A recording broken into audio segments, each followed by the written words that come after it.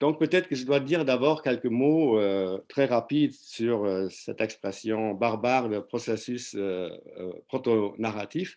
En fait, je veux simplement désigner par là une manière spécifique de présenter ou de représenter des faits, et à savoir, et c'est une présentation qui se fait sous une forme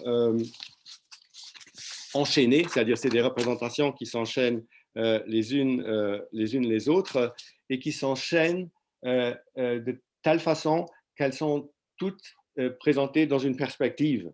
Donc, elles sont en même temps perspectiviques, et cette perspective, c'est celle de la personne, évidemment, qui se souvient. Et déjà, c'était celle de la personne dont ces événements ont été mémorisés. Donc, il y a à la fois l'enchaînement d'une séquence et puis le fait que cette séquence a toujours une perspective. Elle a toujours un contexte spatio-temporel très précis, très individualisé. Tous nos souvenirs épisodiques sont indexés spatialement et temporellement de manière très précise selon leur éloignement de notre présent. Je dirais plus tard quelques mots concernant la valeur épistémique ou non de cette précision spatio-temporelle qui ne va pas nécessairement de soi. Mais donc, pour le moment, donc, un processus proto-narratif, c'est un enchaînement temporellement orienté de représentation. Par temporellement orienté, j'entends simplement qu'il y a une chronologie et cette chronologie est transitive. Si A vient avant B et B avant C, alors C vient après les deux autres et ne peut pas venir avant A, par exemple. Donc, toute transitivité n'est pas nécessairement narrative. Une preuve logique est transitive, ou par exemple l'implication est une relation transitive, mais ce n'est pas une relation chronologique, donc proto-narrative ou narrative. Donc tout enchaînement n'est pas nécessairement narratif. Donc, mais je m'intéresse à ces enchaînements qui le sont et qu'on pourrait constituer comme les éléments de base en fait du récit comme genre public, puisque le récit fait beaucoup de choses, mais entre autres, il enchaîne des propositions dans une chronologie. Bien sûr, la plupart des récits, ou beaucoup de récits publics, bouleversent cette chronologie, présentent avant ce qui s'est passé après, etc., et jouent avec cela. Mais ils peuvent jouer parce que c'est ça la base, en fait, de la narrativité. Donc, je ne veux pas aller plus loin dans cette présentation des processus proto-narratifs. Peut-être simplement encore un mot sur le fait que c'est perspectivique. C'est toujours, alors, vu, mais entre guillemets, de quelque part. C'est toujours centré, en fait, sur celui qui fait l'expérience de ce souvenir, de même qu'au moment où le souvenir a été stocké, a été mis en mémoire, c'était la réalité telle qu'elle était vécue ou expérimentée par la personne dont le cerveau stocke l'événement en question. Donc, ce n'est jamais une présentation neutre, mais elle est toujours orientée par rapport à une sorte de perspective qui oriente l'ensemble de la scène. C'est à la fois un point d'origine et un point d'où irradie, lors de la remémoration, la scène revécue. Alors, la mémoire, je suis un peu paumé avec les pages que je mets à côté de mon écran. Donc, je pense que la mémoire épisodique est un des lieux centraux dans lequel nous pouvons observer cette genèse des processus narratifs qui jouent un rôle si important dans notre vie privée et dans nos vies publiques. Dans le livre, s'il y en a parmi vous que ça intéresse, je donne encore quelques autres cas, parce que la mémoire épisodique n'est pas la seule activité mentale qui est proto-narrative. La planification d'action, narrative. Vous planifiez, je ne sais pas, je veux enfoncer un clou pour mettre un tableau, eh bien, vous planifiez votre action et vous la planifiez à travers un script. Et ce script, c'est un script d'action qui est narratif. D'abord, je dois faire ça, puis je dois tenir le clou comme ça, puis ça va vite. Vous n'avez pas besoin de vous dire ça, justement, vous n'avez pas besoin de vous le dire, mais c'est représenté comme une séquence qui a un ordre. Il faut d'abord tenir le clou droit avant de taper dessus, sinon, etc., etc. Donc, c'est très important. Toutes nos actions sont en fait précédées et accompagnées par une planification qui a une structure comme une narration, mais une narration qui est une projection ou qui est en acte avec l'activité même que nous entreprenons. Un autre domaine, c'est ce que j'appelle la, oui, la compréhension causale spontanée. Disons la causalité humienne. La causalité humienne, c'est l'idée que parce qu'une chose suit une autre, elle est causée par celle qui la précède. Et en fait, la consécution, c'est le lien narratif minimal entre deux propositions.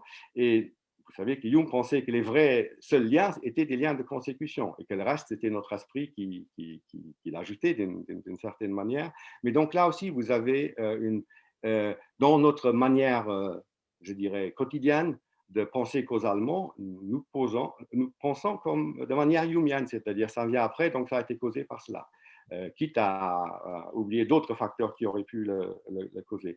Un autre domaine très, très vaste, et sans doute un des plus complexes, ce sont les rêves. Les rêves, c'est des narrations, c'est toujours des narrations. Et Dieu sait quelle narration complexe, incohérente parfois, ou d'une fausse incohérence, il peut s'agir. Et puis, il y a les innombrables projections imaginaires qui ne sont pas nécessairement des fictions, mais par exemple, où je me projette dans l'avenir, où je me rétrojette dans le passé pour imaginer quelque chose qui s'est passé dans le passé, mais dont je n'ai pas été témoin, mais qui a pu se passer comme ceci ou comme cela, ou pour me projeter dans l'avenir en disant, eh bien, dans 10 ans, je serai sous terre ou n'importe quoi. Et voilà. Donc, là aussi, c'est des structures, des petites séquences qui ont une structure narrative. Mais celle qui m'intéresse donc aujourd'hui, c'est uniquement celle de la mémoire épisodique. La mémoire épisodique est une mémoire qui joue un rôle très, très important dans notre vie, mais qui joue un rôle un peu silencieux. C'est-à-dire, ce n'est pas quelque chose dont nous sommes très souvent conscients comme mémoire, mais nous vivons en quelque sorte, en grande partie, dans cette mémoire-là. On reconnaît depuis très longtemps, je veux dire, les études de la mémoire reconnaissent depuis très très longtemps que la mémoire épisodique a une dimension narrative. Mais il y a eu pendant longtemps des discussions sur quel était exactement le statut de cette dimension narrative. Il y a des gens, mais ce n'est plus le cas aujourd'hui, mais à une époque, on a soutenu souvent des théories très fortes sur la structure narrative de la mémoire épisodique. En gros, on a considéré que pour qu'on puisse parler de mémoire épisodique plutôt que de simple mémoire d'événements, il fallait que la narration en question ait une structure très forte, unitaire, avec des épisodes bien différenciés les uns des autres, avec même une séquentialité autoclôturée, c'est-à-dire qui se refermerait sur elle-même. Donc, en fait, quelque chose qui ressemble fort à ce que nous appelons un récit littéraire ou un récit historique, donc quelque chose de très structuré. Lorsqu'on s'intéresse au fonctionnement affectif de la mémoire épisodique, il apparaît très vite que ce modèle est beaucoup trop fort, euh, euh, parce que la notion même, par exemple, de séquentialité close sur elle-même n'a aucune valeur, enfin n'a aucune valeur explicative ni descriptive dans le cas des petites séquences qui constituent nos souvenirs. Les contraintes qui régissent la protonarrativité de la mémoire épisodique sont beaucoup plus faibles. Et on peut s'en rendre compte si on jette un regard très, très bref, et j'espère, je vais la rendre aussi peu technique que possible, sur ce que, en gros, on pense aujourd'hui être le mode de fonctionnement de la mémoire épisodique. Je crois qu'il faut partir du fait que la mémoire épisodique indexe de manière continue tout ce que nous vivons. C'est-à-dire tout ce que nous vivons est en fait en temps réel enregistré. Il n'y a personne qui décide de l'enregistrer. Je ne me dis pas, OK, je vais enregistrer tout ça. Non, le fait que je le vive est accompagné oui, comme un magnétoscope ou je ne sais pas quoi qui tournerait sans cesse et c'est enregistré en temps réel. Et qu'est-ce qui est enregistré? Eh bien, ce sont des choses très, très détaillées. Il y a un article dans Nature. Oui, je dois peut-être préciser ça. Si vous voulez avoir une bibliographie, je vais préparer une petite liste. Vous n'avez qu'à m'envoyer un mail et je vais vous la joindre. Donc, il y a un article récent dans Nature qui est sur l'organisation spatio-temporelle de la mémoire épisodique, dans lequel la définition qu'il donne, elle est très simple. C'est la mémoire épisodique retient divers détails d'un événement, tels que les objets ou les personnes impliquées, le quoi, le cadre spatial, où, et la séquence temporelle, quand, dans laquelle l'événement s'est déroulé. Donc, ce qui est très important, c'est à la fois le détail, disons, la richesse phénoménale de ce qui est stocké, c'est vraiment des, des chunks importants de l'expérience elle-même qui sont mémorisés, et puis surtout, ils sont toujours individualisés spatialement et temporellement. Si vous essayez de jeter un regard sur vos propres souvenirs quand ils surgissent, vous allez vous rendre compte qu'ils sont toujours situés à un endroit précis et à un moment précis. Moment précis qu'il n'y a pas une date dessus, mais voilà, dans votre tête, voilà, vous savez, là j'étais enfant, etc. J'étais même telle ou telle année, enfin telle ou telle année, tel ou tel âge, il y avait telle ou telle chose qui se passait par ailleurs, etc. Donc c'est très très précis et c'est toujours des séquences, c'est pas une image, c'est toujours des petites séquences de vous êtes pris dans quelque chose, vous voyez quelque chose qui se passe, etc. Euh, et, et ce qu'il y a, c'est que ce qui est enregistré, ce ne sont pas des informations qui seraient chacune mise dans une boîte spéciale, une boîte pour le quoi, une boîte pour le quand, non. Ce qui fait la spécificité de la mémoire épisodique, c'est que tout ça est lié ensemble, a une cohérence.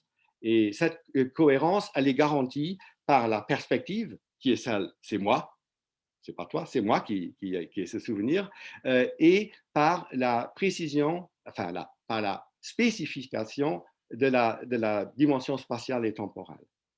Tout souvenir épisodique se passe quelque part à quelques moments précis. Donc, ça veut dire que notre cerveau doit être capable d'encoder les, les variables spatio-temporelles des différents événements, ce qui est une chose très, très, très compliquée. Ce qu'on ne sait pas du tout, c'est quelle est réellement l'étendue de ces mini-séquences. Parce que, par exemple, dans le rêve, il y a énormément de séquences qui s'enchaînent les unes des autres. Même dans nos souvenirs, nous passons d'une séquence à l'autre, nous sommes dans une sorte de nuage, en fait, de mini-séquences qui se bousculent ou qui se présentent un peu comme elles veulent. Il y a des associations avec d'autres séquences, etc. Donc, on ne sait pas vraiment, au moment de l'encodage, exactement quelles sont les frontières de ces mini-segments qui sont enregistrés. Mais il y a des frontières, ça on le sait par les opérations de rappel, de recall, parce qu'on voit bien que voilà, celui qui se souvient, pour lui, il y a des petites unités. Il se souvient de ceci plutôt que de cela, ou de cela plutôt que de ceci. Donc, l'encodage n'est pas volontaire, mais il est fait automatiquement. Il n'est pas vécu consciemment. Nous vivons la situation et pas le fait que notre mémoire est en train d'enregistrer la situation. Le rappel d'une mémoire peut être volontaire. Nous pouvons chercher dans notre mémoire, je veux me souvenir de, je ne sais pas, du visage de mon père jeune ou des choses comme ça. Et dans ce cas, nous allons chercher nous provoquons, en général, nous ne réussissons pas, mais nous essayons de chercher. Mais très souvent, c'est en fait les souvenirs épisodiques surgissent spontanément ou provoqués par quelque chose. Proust a décrit ça de manière magnifique et détaillée, comment un événement actuel, tout à fait secondaire, les pavés dans la cour qui sont un peu... comment cela peut être le déclencheur de tout un univers presque, parce que cet événement, eh bien, il est lié en fait dans notre mémoire corporelle à une autre, un certain nombre d'autres événements qui avaient en partie pour lieu cet endroit-là ou le passage par cet endroit-là, mais qui eux sont vraiment importants ou ont été importants dans notre vie et qui ressurgissent à propos de cela. Et on sait comment ça fonctionne. En fait, et là, ça va être un tout petit peu plus technique pendant quelques minutes, mais je vais. Donc, toutes ces traces sont enregistrées de façon continue. Vous voyez bien le problème immédiat. Si nous devions retenir tout ce qui est enregistré, eh bien, notre esprit serait comme un disque dur d'ordinateur, il serait très vite surchargé. Il y aurait un overflow et donc tout s'effondrerait.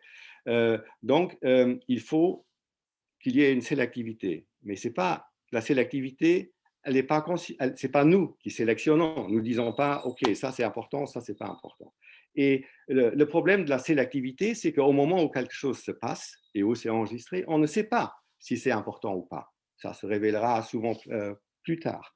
Donc, à la fois pour que la mémoire ne soit pas saturée tout de suite, et pour que néanmoins nous gardions en mémoire les choses importantes, ou enfin qui paraissent importantes pour nous, euh, il y a un type de structuration du codage et du stockage de l'information qui permet de faire cela.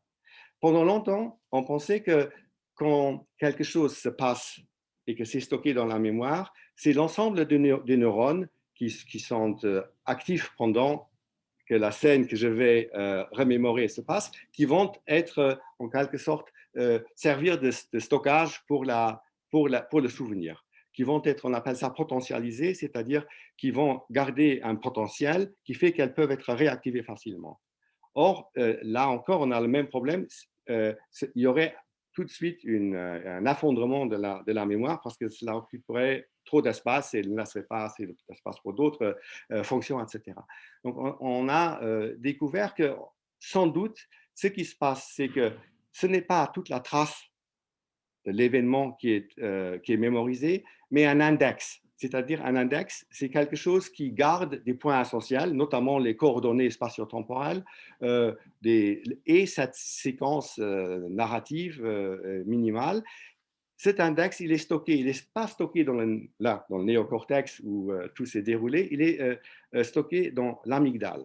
L'amygdale est quelque chose plus au milieu du cerveau qui joue un très grand rôle, notamment dans l'orientation et qui est au milieu du cerveau parce que c'est une structure très ancienne qui joue un rôle central par exemple, chez les oiseaux. La navigation pour les oiseaux, c'est beaucoup plus compliqué que pour nous. Donc, c'est quelque chose, mais qui garde encore cette fonction aussi chez nous, ce qui explique pourquoi les index spatio-temporels sont toujours stockés dans cet index de l'amygdale. L'amygdale est par ailleurs liée à d'autres structures, notamment les structures hédoniques, qui font que certains index stockés vont être potentialisés plus fort parce qu'il y a des émotions fortes qui sont liées à ces index, d'autres moins parce qu'il n'y a pas d'émotions, etc. Donc cet index, il est stocké. La plupart de ces index, en fait, après 24 heures, disparaissent à leur tour. Donc, il n'y a plus rien. Ça, on a oublié. Ce qui est une fonction importante de toute mémoire, c'est de pouvoir oublier, parce que sinon, on ne retient rien. Mais si, entre-temps, il se produit un événement vaguement apparenté ou vaguement relié à ce qui a été stocké, eh bien, ce nouvel événement, il va réactiver cet index. Et donc, en réactivant cet index, en fait, ce qu'on appelle, il le consolide. C'est comme si vous ajoutiez de l'énergie à l'énergie qui était là avant, et donc l'index devient plus fortement potentialisé. Si cela ne se passe pas, eh bien, il se dépotentialise et donc, en fait, il devient totalement inactif, il disparaît, il ne peut plus être réactivé. Ça veut dire que toutes les traces mémoriales qui sont souvent réactivées, eh bien, ce sont des traces qui vont rester très, très fortement et que nous allons, entre autres, considérer comme faisant partie de ce que nous sommes, parce qu'ils ont été renforcés par d'autres. Toutes les autres traces vont disparaître très, très, très, très vite.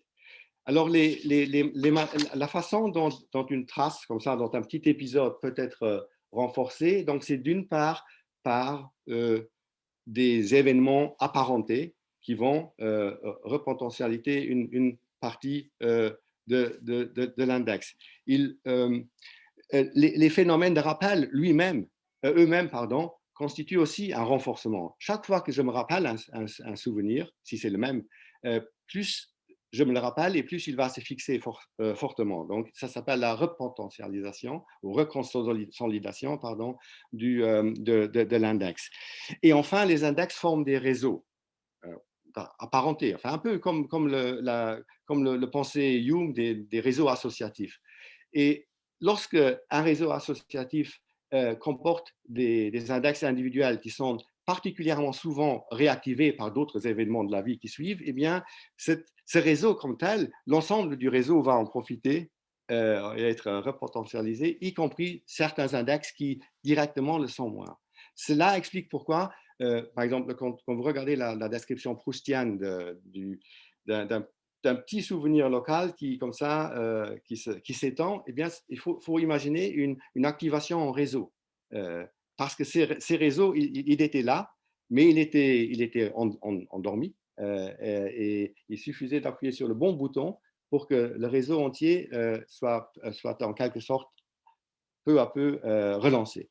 La construction proustienne est très idéalisée, bien sûr, puisque voilà. Mais la logique, c'est bien ça là. Alors tout ça n'a vraiment pas grand-chose à voir avec le storytelling, mais là où on se rapproche peut-être plus de cette question d'un récit qui agit sans qu'on puisse réellement le maîtriser, c'est lorsqu'on se rend compte que, en réalité, tous ces processus de repotentialisation ou de renforcement ont deux faces. Une face, c'est qu'elles nous permettent de nous souvenir. C'est une bonne chose. Euh, et donc, en quelque sorte, de nous constituer à travers nos souvenirs comme étant la personne que nous sommes.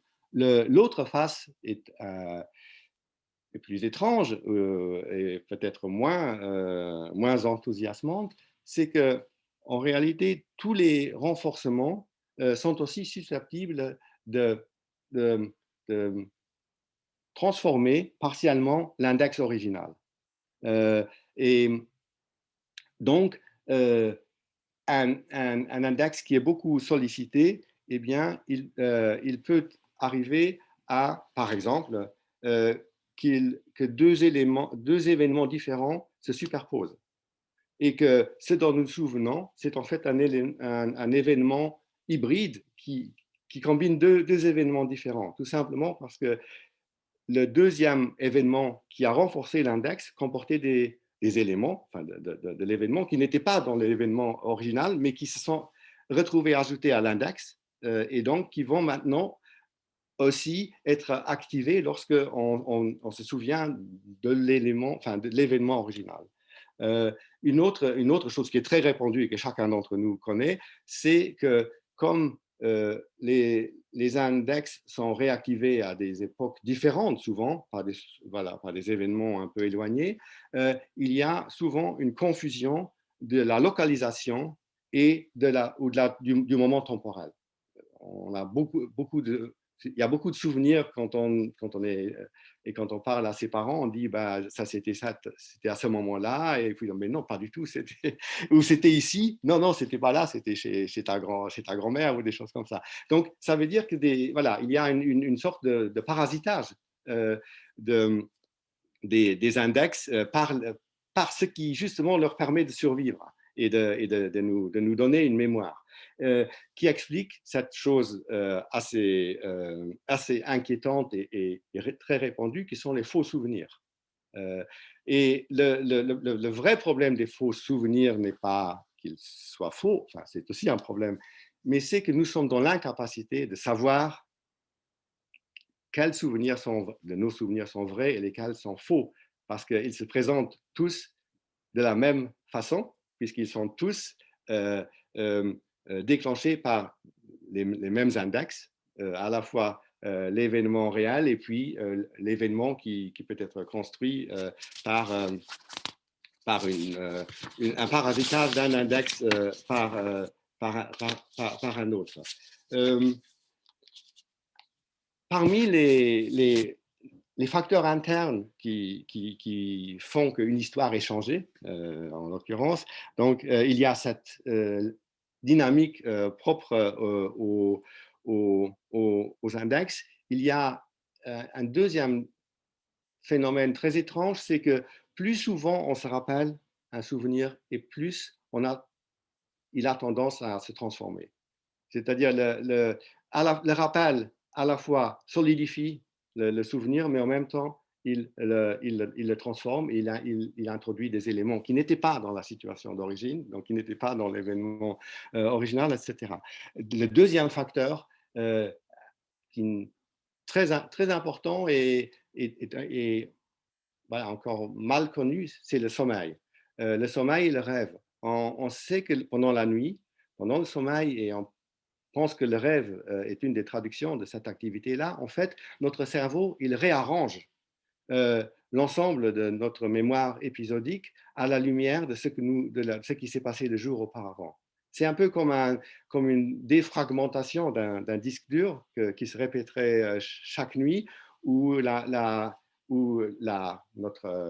mémoire essaye de construire, de remplir des trous, de mettre les éléments là où elle pense qu'elles doivent être. Et le rêve, de ce point de vue-là, c'est une des seules fonctions sur lesquelles on peut lire, ce serait la traduction de ce chamboulement qui a lieu pendant la nuit, pendant ce travail de réorganisation en fait de notre mémoire épisodique.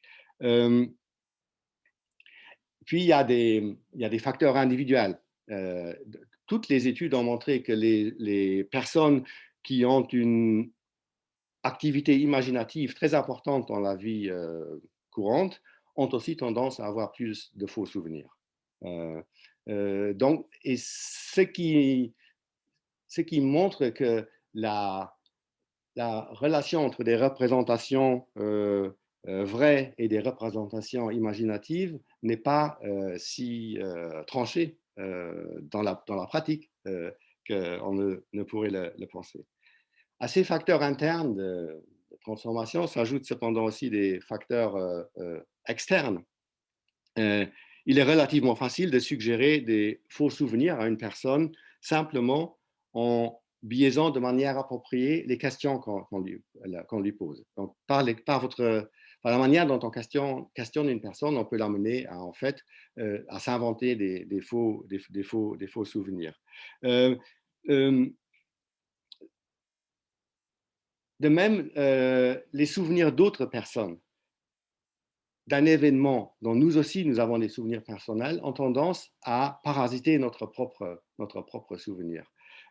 C'est quelque chose qui est très répandu dans le cadre d'événements collectifs, des événements collectifs importants qui laissent des traces de souvenirs chez beaucoup de personnes. Et bien lorsque ces personnes en viennent par des discussions ou n'importe autre, à connaître les souvenirs des autres, eh bien, une partie de leurs souvenirs vont se parasiter les uns des autres, ce qui en soi paraît normal, parce que c'est bien la même situation que tout le monde a vécu, mais simplement, ce n'est pas exactement la même trace que tout le monde avait, et donc, mais comme les traces se ressemblent, eh bien, ça veut dire que si X me raconte l'événement Z et que moi aussi j'ai vécu cet événement Z, donc quand il me le raconte, ça va être mémorisé et ça va en partie repotentialiser mon index de cet événement qui est un index différent un peu, mais qui va changer parce qu'il y a cette potentialisation.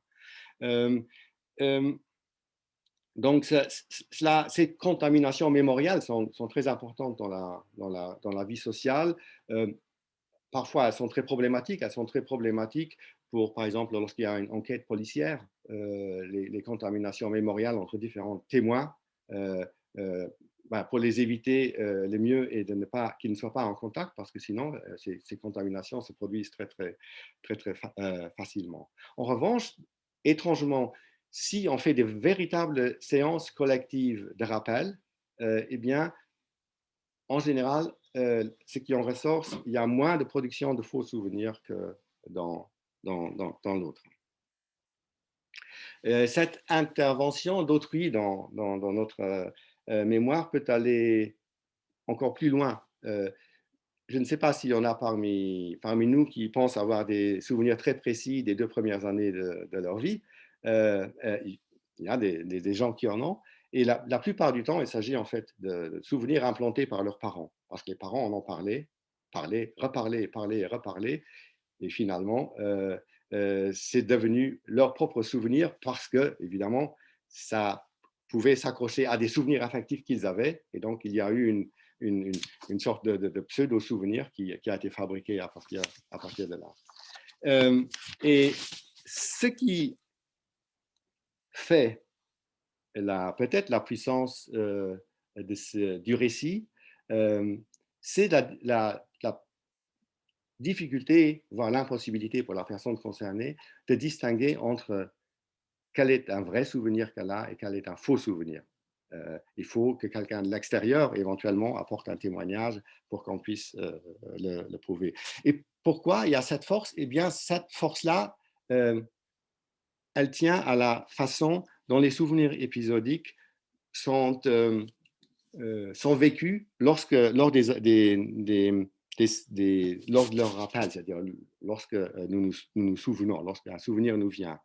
Euh, j'ai dit, je ne sais pas si vous, peut-être que vous l'avez oublié depuis, c'est que un souvenir qui, qui est encodé, c'est l'ensemble de la situation telle qu'elle a été vécue. C'est qu'on a vu, c'est qu'on a entendu, éventuellement une odeur, etc. Donc, tous les neurones qui étaient activés à ce moment-là laissent, sont représentés dans l'index. Et lorsque nous nous souvenons, en fait, l'index est réactivé et il réactive l'ensemble du réseau neuronal qui était actif au moment où l'événement a eu lieu et donc qui a été stocké sous forme d'index et que l'index arrive à faire réactiver et donc à représenter une image pluriphénoménale ou plurisensorielle, en tout cas, pas une image, une séquence plurisensorielle de, de l'événement qui est remémoré. Et cela veut dire que nous ne pouvons pas nous rappeler comment s'est passé l'encodage. C'est-à-dire, nous n'avons pas accès au processus d'encodage. Nous avons accès qu'à la trace qui se manifeste ou qui se représentifie devant nous et donc qui est la réalité pour nous. Personne ne doute de ses souvenirs, sauf si sauf cas exceptionnel où voilà, où quelqu'un d'extérieur arrive à nous convaincre que non, c'est un faux souvenir. Mais sinon, le souvenir pour nous, c'est la réalité, c'est ce que nous avons vécu. C'est ça qui est un souvenir épisodique, c'est cela que j'ai vécu. Et donc, ça a une force d'auto-validation. Et cette force d'auto-validation est due à son mode de présentation. C'est-à-dire, ce qui est présenté, c'est la situation elle-même, enfin, la situation elle-même telle qu'elle a été enregistrée par nos réseaux neuronaux qui traitaient l'information lorsque l'événement s'est passé. Et donc, ce n'est pas le moi qui se raconte quelque chose sur le passé, mais c'est lui qui est raconté à travers ce qui est présenté de son passé devant sa conscience actuelle. Un des grands théoriciens de la mémoire, un des grands savants de la mémoire épisodique qui s'appelait Tulving, a dit que la mémoire épisodique pouvait être considérée comme un mental time travel, un voyage dans le temps mental, c'est-à-dire voyage dans le temps.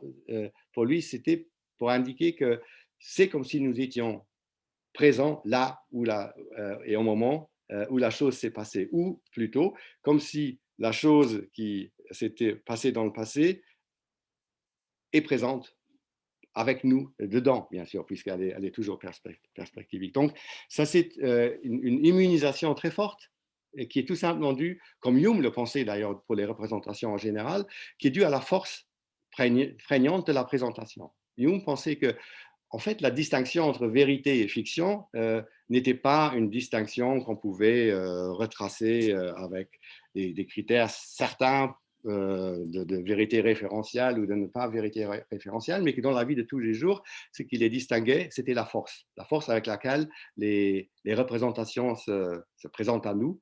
Et il disait qu'il suffit que la force soit suffisante pour qu'une fiction se donne comme quelque chose de vrai. Il suffit qu'elle soit affaiblie pour que quelque chose qui était pourtant vrai se donne simplement comme une fiction.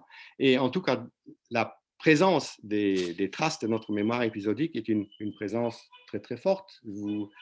Je pense que voilà, fermez vos yeux, vous rappelez quelque chose voilà, et vous voyez à quel point c'est là. Voilà, c'est présent. Ce n'est pas quelque chose qu'il faut décoder, que vous allez évaluer, interpréter. Est-ce que c'est ceci? Non, c'est tout de suite, c'est ça que vous avez vécu, qui fait partie de votre passé et qui vous fait celui que vous êtes actuellement. Donc, et ça, c'est une caractéristique que les récits gardent aussi, les récits publics. C'est-à-dire que la structuration narrative des représentations n'est jamais purement unisémiotique. Elle peut être textuelle, elle peut être visuelle, mais en fait, elle est toujours plurisensorielle et pluriphénoménale. Et par exemple, lorsque je lis un roman ou lorsque je lis un texte historique, ce n'est pas simplement un décodage, c'est un décodage bien sûr du texte, mais ce décodage, il implique, il donne naissance à des processus de simulation inconsciente d'ailleurs, qui me mettent face à la situation et qui développent des aspects qui ne sont pas des aspects purement linguistiques ou quel que soit le support sémiotique étendu. Et cela explique sans doute, en grande partie, la force de persuasion d'un récit. Le récit a tendance à se présenter comme transparent, alors qu'en réalité, bien sûr, il est toujours structuré d'une certaine manière, mais il a tendance à se donner comme transparent, et donc nous avons tendance à peut-être à mettre le réel là où il y a au départ que du récit.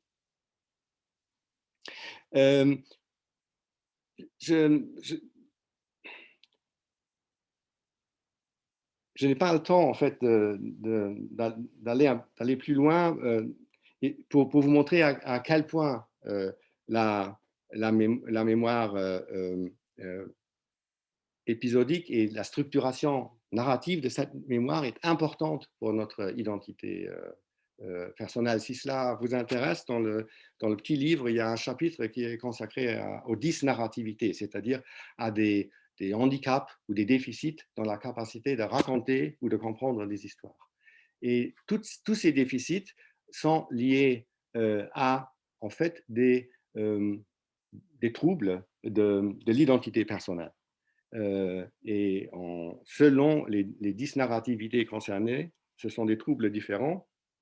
Donc, je vous laisse, si ça vous intéresse, vous pouvez aller voir. Mais ce qui est important, c'est que toujours une dysnarrativité, donc un trouble des compétences narratives, est accompagné de troubles parfois très profonds de la personnalité. Ce qui montre bien, à contrario, que l'importance de oui, de cette narrativisation, de ces processus de narrativisation dans notre vie personnelle ou notre identité personnelle fonctionnelle, c'est-à-dire qui, qui fonctionne bien. Je veux vite finir. Oui, j'ai encore un peu de temps, dire quelques mots sur le deuxième aspect. C'est-à-dire, c'est la question, mais quel est le moi autobiographique qui correspond à ce fonctionnement de la mémoire épisodique.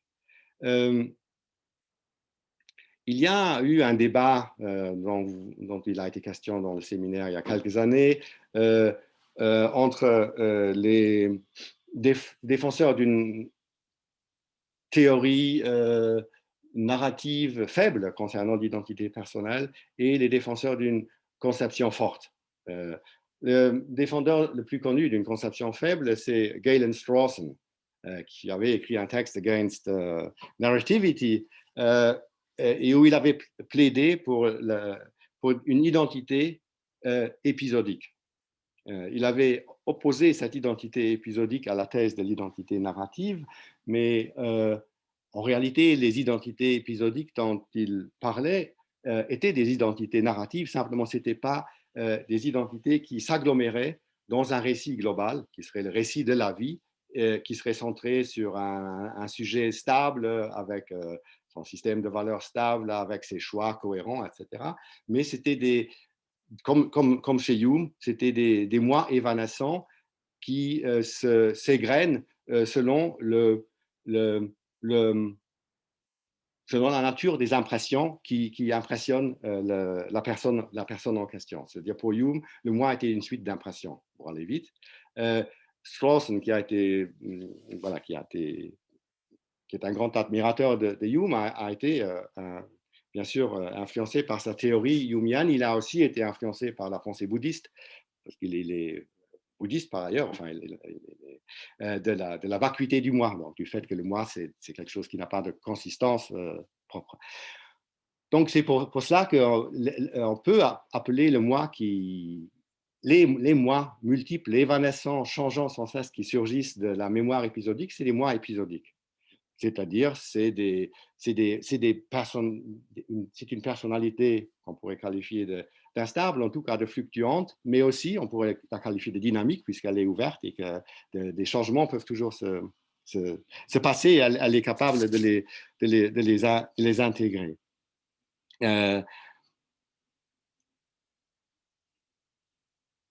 Beaucoup de théoriciens, en tout cas beaucoup de philosophes, disons-le comme cela, pensent que cette identité-là n'est pas une véritable identité humaine, en tout cas qu'elle ne suffit pas pour constituer une identité véritablement humaine, qu'il faut au contraire concevoir que l'identité des êtres humains est beaucoup plus forte, et notamment est plus unitaire, c'est-à-dire le moi est censé être bien sûr, il peut se développer, mais c'est un développement continu à travers toute sa vie.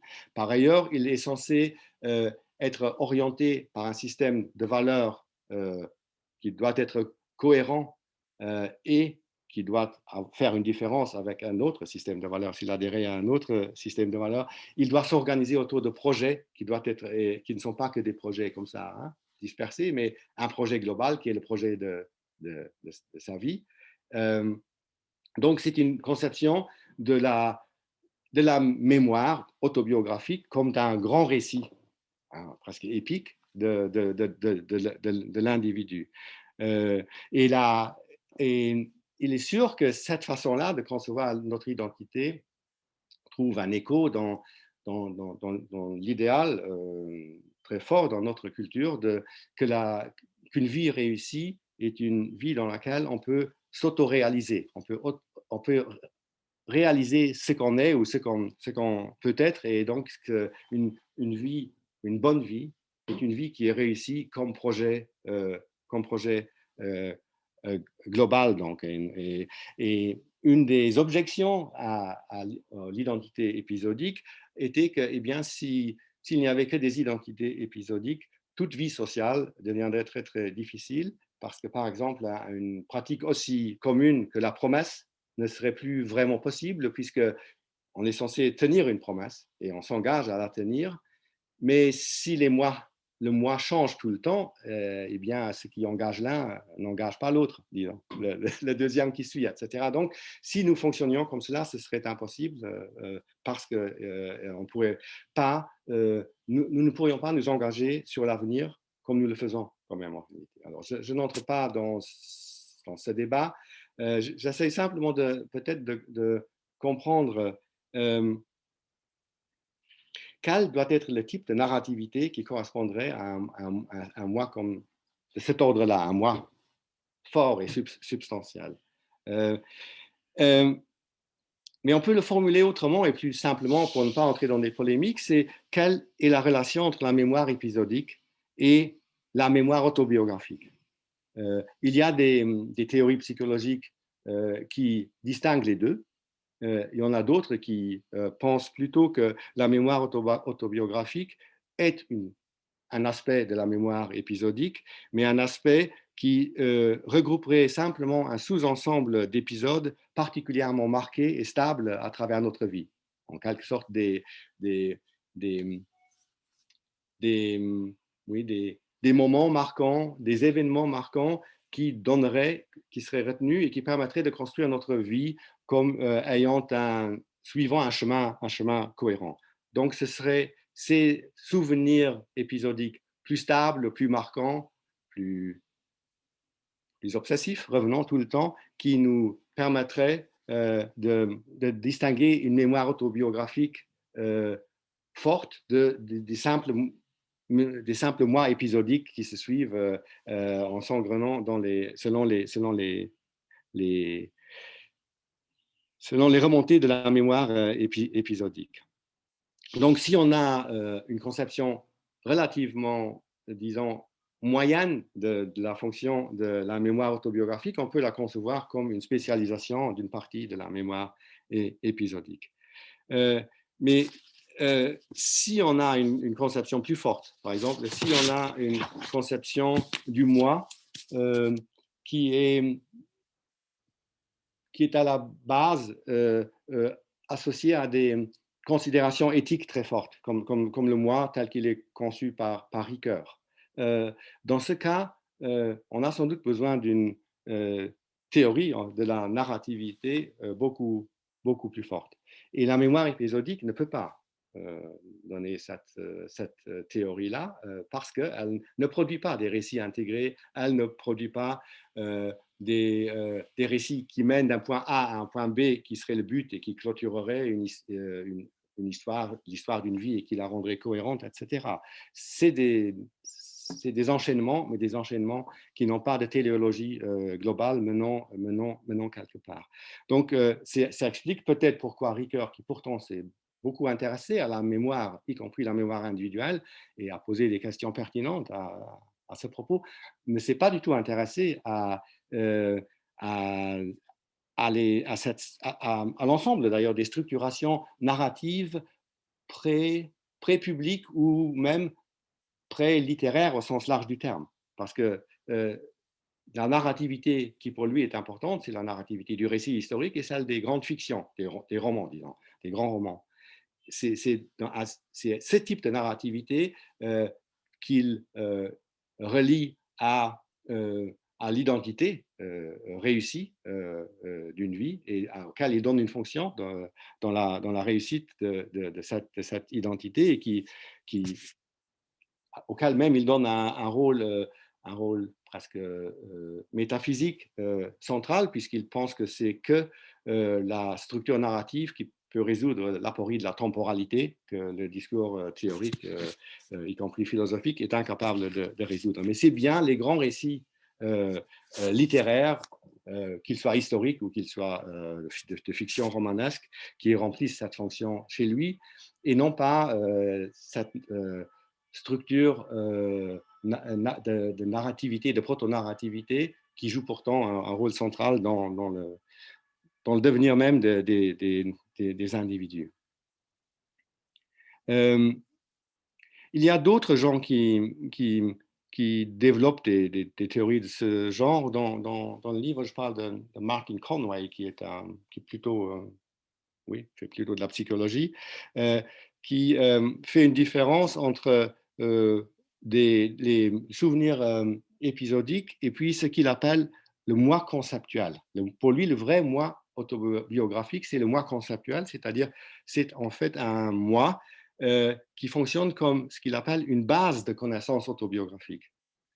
Euh, Selon lui, c'est une structure hiérarchique avec tout en haut, il y a le récit de la vie, le récit de vie plutôt, et qui contient des connaissances factuelles et évaluatives générales sur l'individu. Pour lui, la véritable mémoire autobiographique ou identité autobiographique, ce serait cette base de données euh, générale. On voit que la conception de Conway est paradigmatique. En fait, ce qui l'intéresse, c'est la sémantique de l'individu plutôt que syntagmatique. Donc, il est normal aussi que la dimension narrative soit moins importante chez lui. Alors, je ne vais pas discuter ces conceptions, mais l'idée d'un moi conceptuel me paraît relativement problématique. Mais bon, pour des raisons diverses et multiples dans lesquelles je ne veux pas, entrer ici, parce que sinon, je ne vais jamais finir. Quelques mots, donc, quand même pour finir sur cette relation entre la mémoire épisodique et puis une mémoire autobiographique qui est une mémoire qui dépend beaucoup de la culture dans laquelle nous vivons et qui est en quelque sorte adaptée à la culture dans laquelle nous vivons et qui est celle que nous pouvons utiliser lorsque nous parlons à autrui de nous. Et, voilà. La culture, quelle qu'elle soit, dans laquelle nous sommes, nous donne des schémas qui nous permettent de nous présenter comme individus à d'autres êtres humains qui font partie de la même société.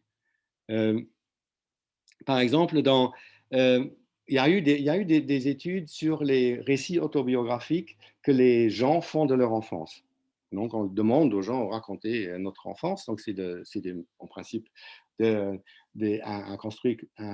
récit construit à partir de mémoires épisodiques. Et on voit qu'il y a des grandes différences dans la manière dont les gens racontent leur enfance. Euh, euh, les enfants américains, par exemple, ont beaucoup plus de souvenirs, réels ou faux, de leur petite enfance que les enfants d'autres cultures. Or, le cerveau et la mémoire, elle est la même dans toutes les cultures. Euh, on a constaté qu'une des différences entre les enfants américains et, je ne sais pas, des enfants d'Indiens de l'Amazonie ou même peut-être des enfants d'Afrique ou des enfants asiatiques réside dans le fait que les mères américaines discutent davantage de la mémoire avec leurs enfants et aussi de leur propre passé, de leur propre histoire que les mères dans d'autres cultures. Donc les enfants baignent beaucoup plus dans un discours dans lequel la structuration de ce que je suis par rapport à ce que je suis devenu devient très importante. Euh, et en Chine, par exemple, les souvenirs d'enfance sont forcément orientés sur le groupe. C'est-à-dire, ce ne sont pas que des souvenirs, moi, j'étais ceci et cela, mais moi, mes frères et sœurs et mes parents, voilà comment on vivait, etc. Et la dimension proprement moi différent des autres est beaucoup plus petite. De même, les valences, enfin, les valeurs hédoniques positives ou négatives sont beaucoup amoindries, c'est-à-dire le récit est plus neutre. Il n'y a pas une sorte de... Voilà, il n'y a pas cette idée que l'enfance, c'est le paradis perdu, et quand on raconte ses souvenirs d'enfance, on rencontre un peu de... Ou alors c'est l'enfer, c'est une des deux extrémités, et donc c'est toujours émotivement très chargé. Donc c'est moins le cas chez les enfants qui ont été en tout cas étudiés en Chine, euh, et elles sont beaucoup moins donc branchées sur l'individu, sur le moi, que les récits des enfants américains. Donc, ces différences, c'est des différences culturelles. Mais ces différences culturelles, ils jouent sur ce que nous allons garder de notre mémoire épisodique qui est toujours foutraque, ce que nous allons garder pour constituer ce que nous sommes, et notamment ce que nous sommes pour autrui, lorsque nous allons nous présenter à autrui. Or, lorsque nous nous présentons à nous-mêmes comme un être social, après tout, bon, voilà, j'ai été chercheur, voilà, c'est une identité, et je me vois en partie comme ça. Quand je me vois comme ça, c'est pas le moi un peu comme ça, des souvenirs épisodiques.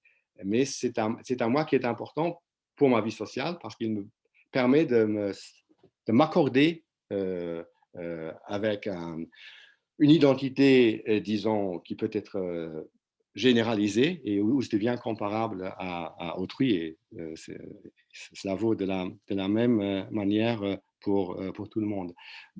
Donc, je pense que si on voulait conclure, on peut dire que notre identité comme êtres humains, mais ça veut dire aussi êtres sociaux, est euh, est une négociation plus ou moins heureuse ou malheureuse entre la dynamique bottom-up des identités épisodiques qui nous viennent de notre mémoire épisodique et l'identité top-down, donc qui descend d'en haut, qui vient des schémas d'individuation socialement prégnants dans la société dans laquelle par hasard ou par destin nous vivons. Et les schémas d'individuation socialement acceptables, c'est ceux qu'on trouve dans les récits autobiographiques, dans les récits autobiographiques écrits, bien entendu, mais aussi dans les récits qu'on raconte lorsqu'on nous incite à raconter notre vie. Et c'est peut-être parce que ce ne sont que ces schémas collectifs partagés qui nous permettent de stabiliser le rapport proto-narratif à nous-mêmes qui est très fluctuant et très instable. Donc, c'est une stabilisation de notre propre identité qui nous permet de traduire de manière relativement stable nos identités épisodiques en une identité sociale fiable et reconnaissable facilement par autrui et qui nous permet de vaquer à nos affaires d'animaux sociaux.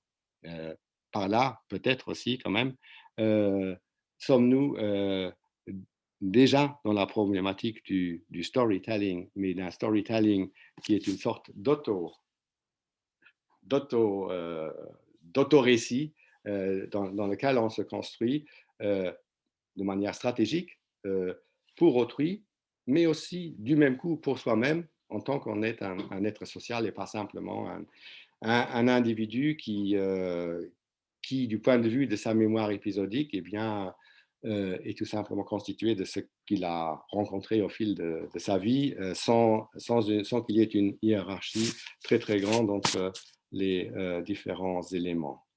Voilà, je m'arrête là. J'ai pas été trop long, j'ai même été un peu court. Et tant mieux.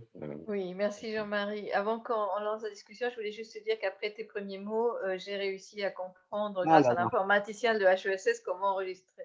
En Ah, fait, pour tout le monde, il paraît que si on programme à l'avance plusieurs séances, il arrive qu'ils ne reconnaissent pas le host en tant que tel. Donc, j'étais définie comme host, mais ils ne me reconnaissaient pas, et donc il faut rentrer à nouveau son code simplement. Donc, j'ai enregistré la séance, donc pour la suite du débat, que tout le monde sache qu'on enregistre la séance. Voilà. John, je te laisse la parole alors si tu veux.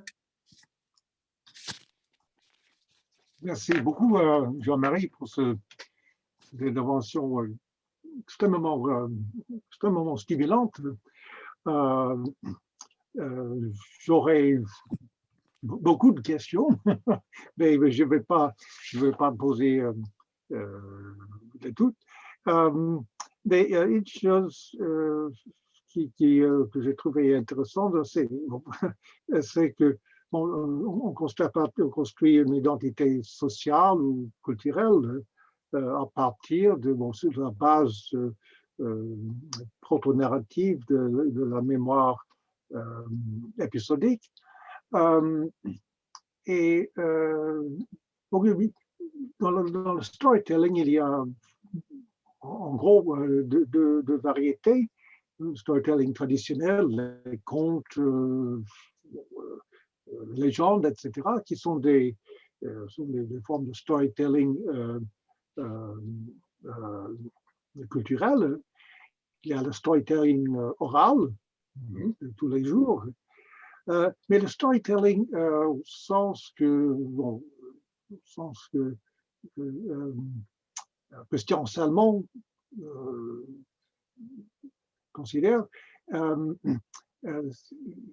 ça me semble pas être une mémoire épisodique. Il dit que le storytelling, notre époque, c'est plutôt un formatage de l'esprit plutôt qu'une mémoire épisodique personnelle. Donc, Oui, quels sont les arbitrages entre… non, mais peut-être que j'étais pas. En fait, la conclusion, pour moi, c'était de dire que comme nous construisons nous sommes obligés, enfin, c'est comme ça. Nous vivons comme des êtres sociaux, donc nous avons des identités sociales aussi. Et un moi social, nous construisons cela. Et ce moi social, il est formaté en partie. Il est formaté par la culture dans laquelle nous vivons. Je ne vois pas de différence entre le formatage aujourd'hui et le formatage par les contes ou par les légendes ou par autre chose.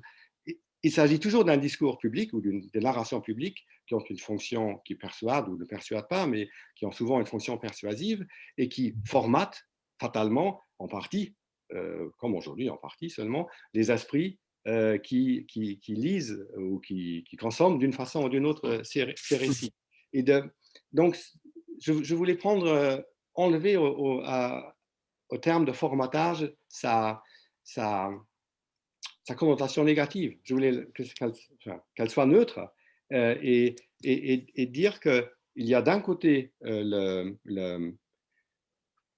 mémoire épisodique, etc. Mais la mémoire épisodique n'est pas plus proche des contes et des légendes que des discours de formatage aujourd'hui. Elle est éloignée des deux et en même temps, elle mène vers la construction de moi qui, pour pouvoir devenir un moi social, doit entrer dans certaines normes et ces normes lui viennent top-down par la culture dans laquelle il vit. C'est-à-dire, il va, ce qu'il est du point de vue de sa mémoire épisodique, eh bien, va être orienté un peu autrement, ou pas, mais en tout cas va être orienté par les attentes que la société a concernant ce qu'est une personne, ce qui est un moi, et ce qui est une vie d'un être humain.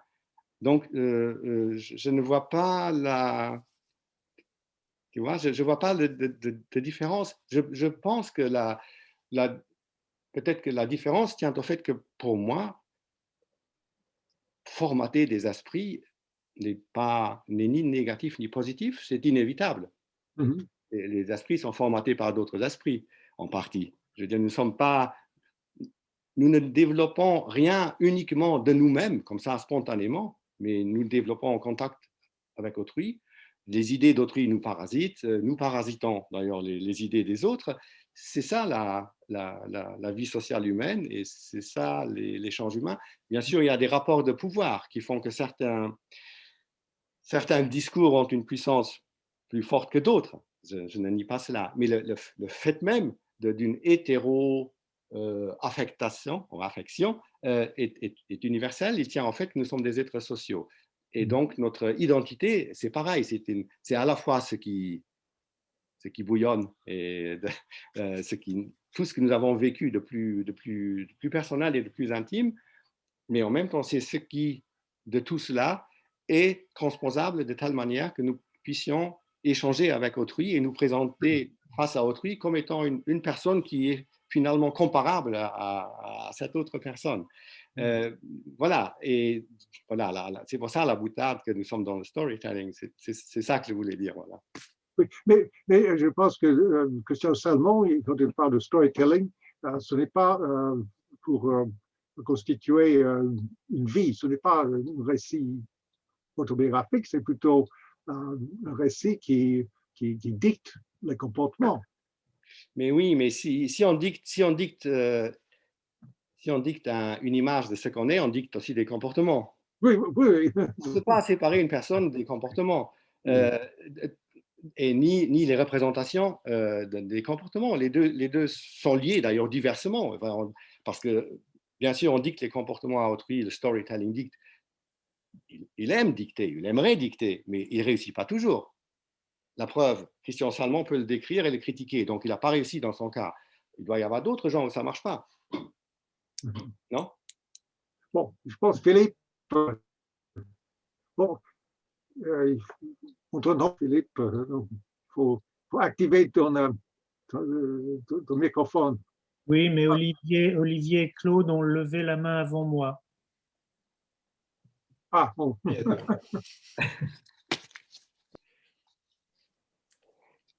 Oui, alors, Olivier ou Claude, l'un des deux, lequel vous commencez? On était le premier, je laisse. Alors bon, je commence. Vous m'entendez? Oui, très bien. Je n'ai pas une très bonne, pas une très bonne liaison Internet. Jean-Marie, après cet exposé passionnant, je voulais te poser une question qui est en fait une question en quelque sorte de principe, de définition. Et c'est une question en fait qui a suivi toute la lecture de ton livre sur les troubles du récit que j'ai entreprise alors que j'achevais une petite contribution sur la question de l'identité narrative chez Ricoeur. Et alors, j'ai vu naturellement toute une série, ça portait sur cette question-là plusieurs éclairages originaux et nouveaux, stimulants aussi. Mais quoi qu'il en soit, ma question, elle est la suivante. Au début de ton exposé, tu as employé le concept de narrativisation, aussi celui de narrativité, et tu l'as employé aussi bien à propos de la question de la mémoire épisodique, mais ensuite tu as parlé de la narrativisation des faits.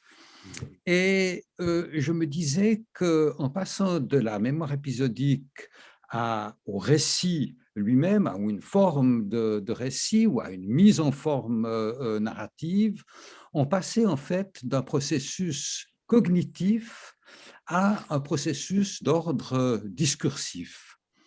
Et j'aimerais bien savoir quelle est la relation entre ces processus que tu nous as décrits ici, aussi d'ailleurs de manière critique et de manière tout à fait opportune de cette mesure, entre ce qui relève en fait simplement du mental, hein, de ce qu'on saisit désormais en termes cognitifs ou en termes neuronaux, et puis ce qui est de l'ordre quand même du langage, de la poétique du langage et de l'ordre du discours.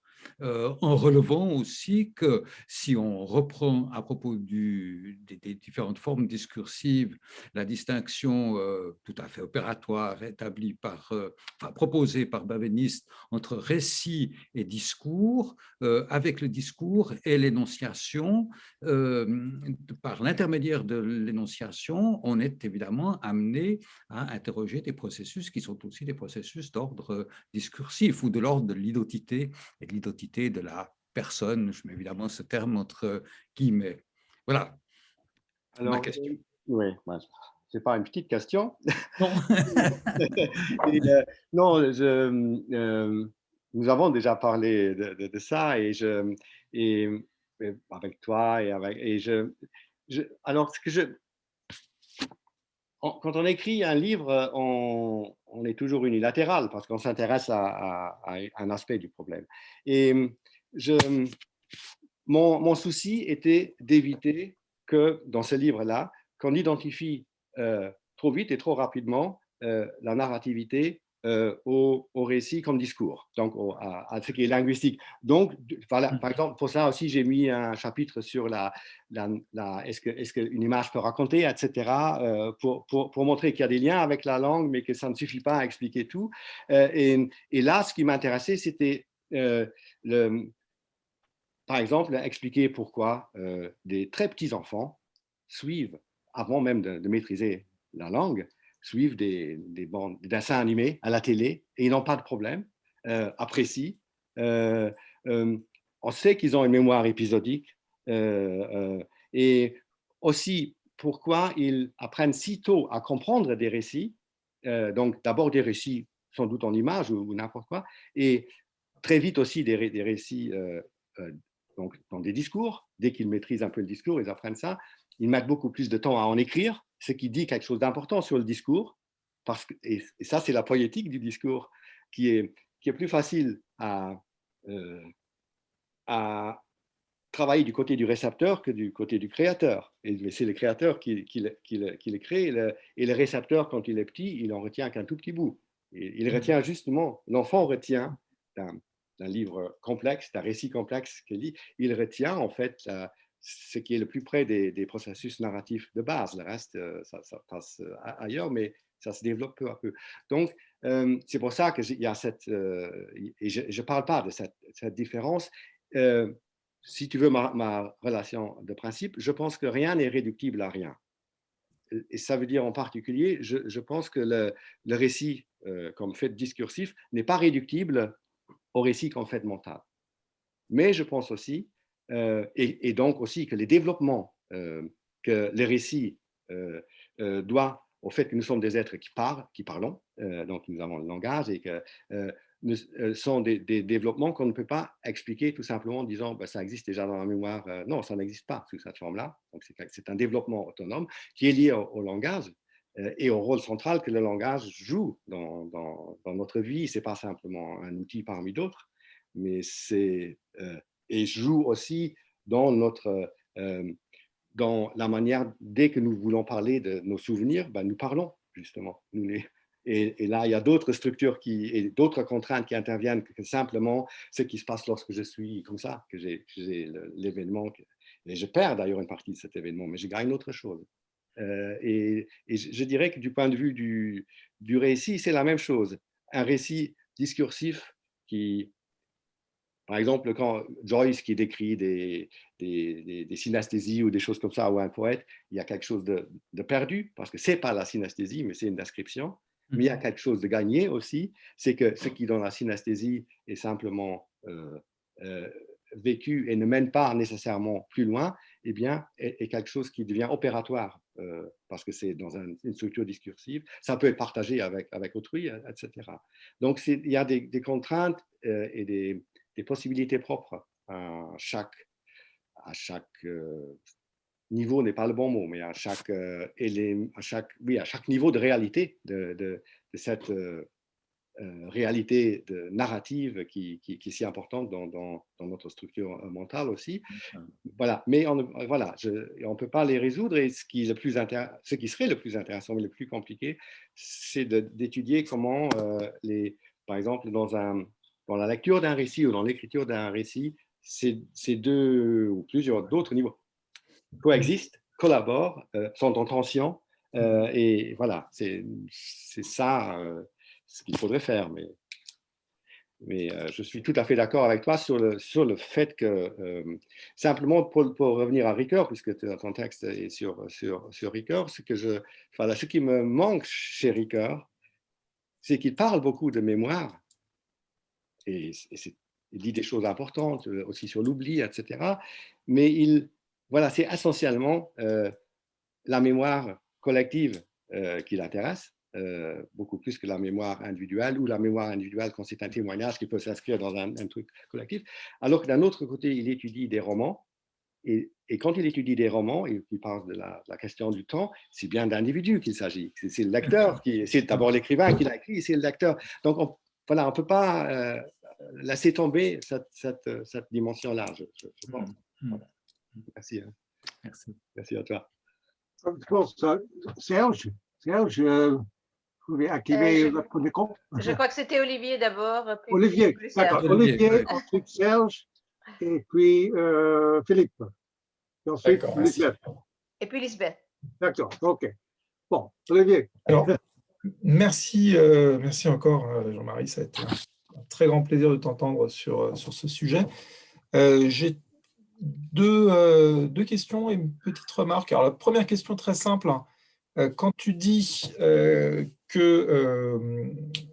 plus on active un souvenir et plus, donc plus il a tendance à être réactivé, est-ce que c'est plus on se le rappelle ou plus on le raconte? C'est-à-dire, est-ce qu'on est simplement sur une réactivation non verbalisée, non oralisée, etc. Ou est-ce que dans le contexte expérimental, j'imagine, où on mesure ça, on demande à la personne d'exprimer quel est le souvenir, avec effectivement toute la problématique qu'on a derrière, c'est-à-dire nos souvenirs sont des souvenirs de souvenirs, ce qu'on suit déjà depuis Minsky et d'autres, sur la structuration des souvenirs.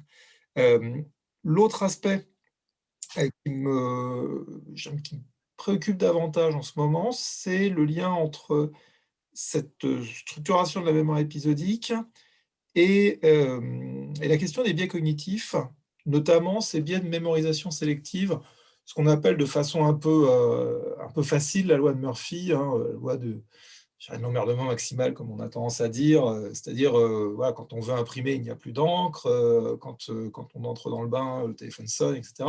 La tartine qui tombe toujours du côté du beurre, avec cette dimension très simple qui est bien entendu que quand on veut imprimer et que ça imprime, on ne va pas mémoriser. Quand la tartine tombe du côté sec, on la ramasse et on la finit. Donc, naturellement, les mauvais éléments de l'expérience sont relativement équilibrés en termes d'occurrence avec les meilleurs.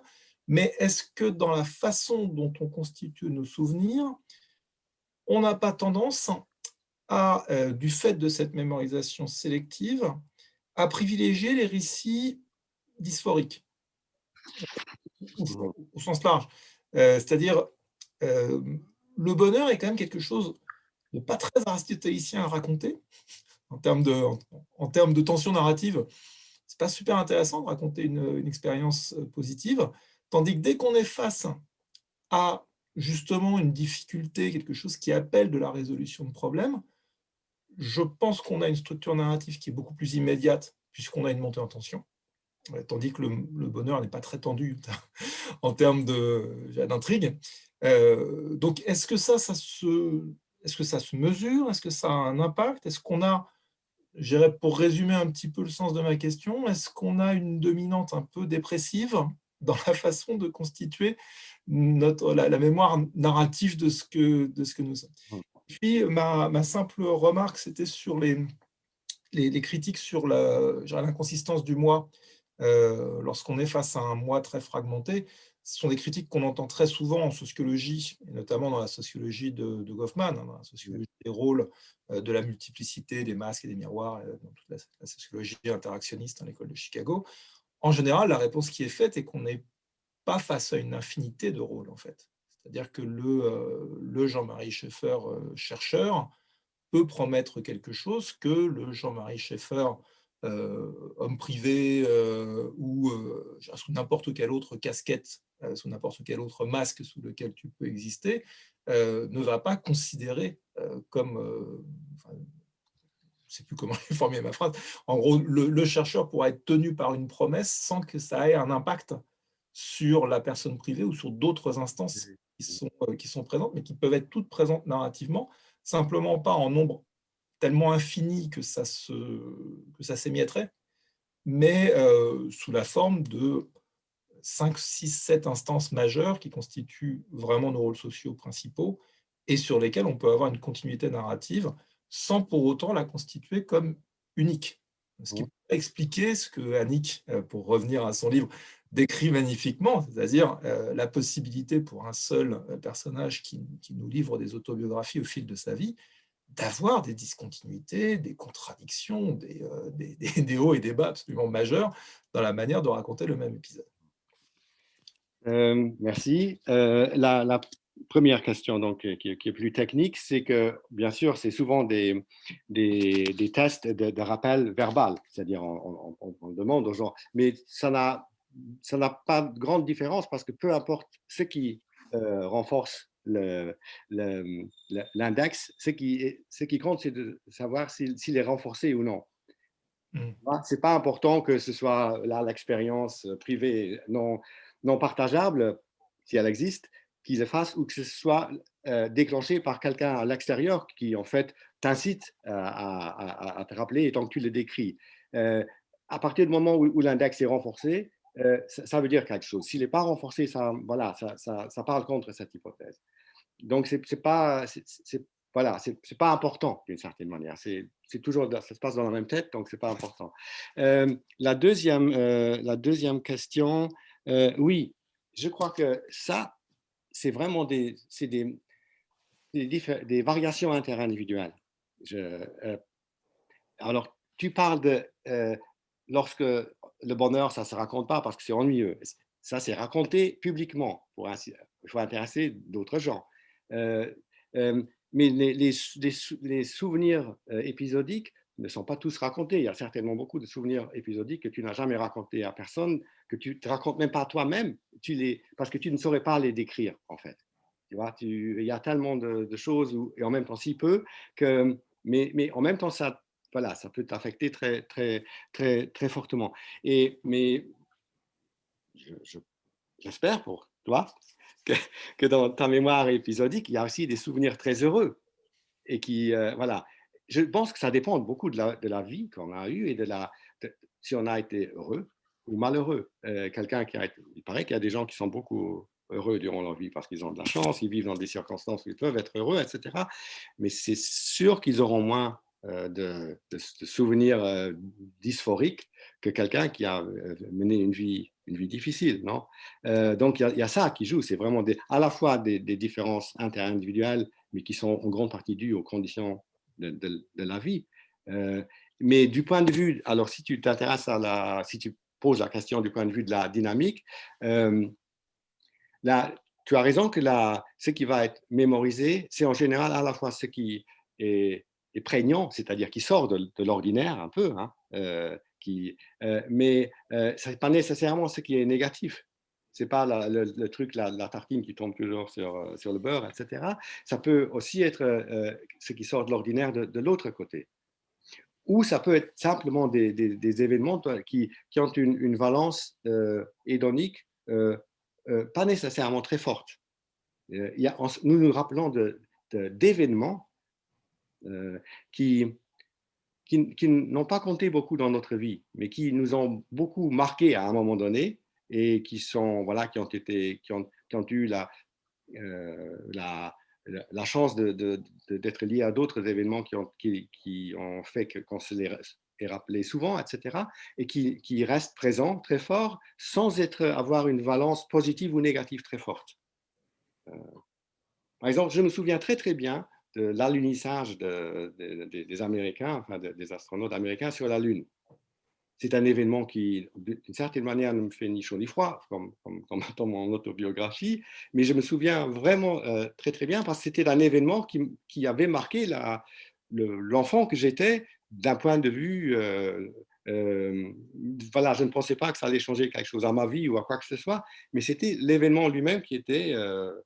C'est un peu comme si ça existe, un enfant qui rencontre Saint-Nicolas, vraiment, il va s'en rappeler sans que nécessairement ça a une grande influence sur son autobiographie au sens de l'histoire de sa vie. Donc, il faut tenir compte aussi de cela, que finalement, il y a des éléments erratiques dans la mémoire épisodique, des souvenirs qui sont très prégnants, on ne sait pas pourquoi.